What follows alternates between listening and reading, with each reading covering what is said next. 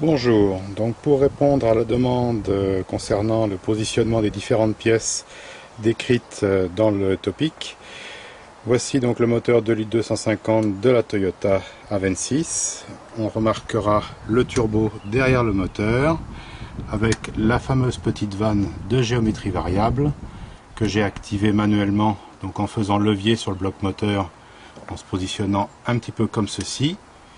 Voilà. Donc sachant que la position basse c'est moteur arrêté comme actuellement, et en moteur démarré au ralenti, le petit levier qu'on voit là derrière passe en position haute. Il faut juste vérifier qu'il soit bien en position haute quand le moteur tourne au ralenti.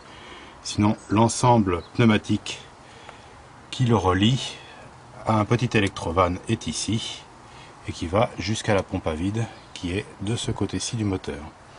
Pour ce qui concerne la mesure de pression dans la pipe d'admission, elle se fait ici. Donc la fameuse sonde, c'est celle-ci. Attention, elle est très fragile. Le petit filtre, le voici. Il suffit de le démonter, tout simplement en tirant dessus, par-dessous, comme ceci. Voilà, il sort. Déboîter les deux petits tuyaux et puis le nettoyer.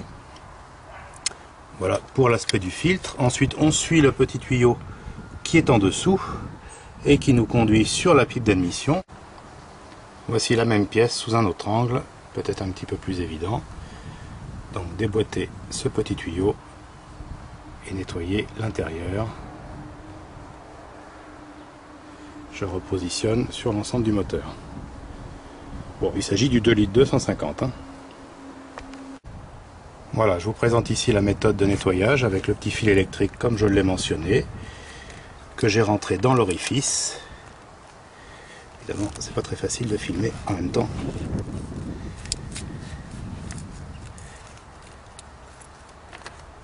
Voilà le petit orifice.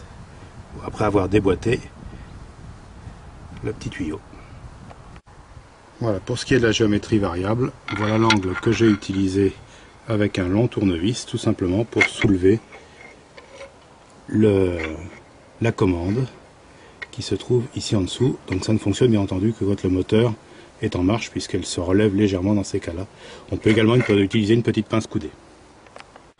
Et voici le petit filtre après démontage, une entrée, une sortie.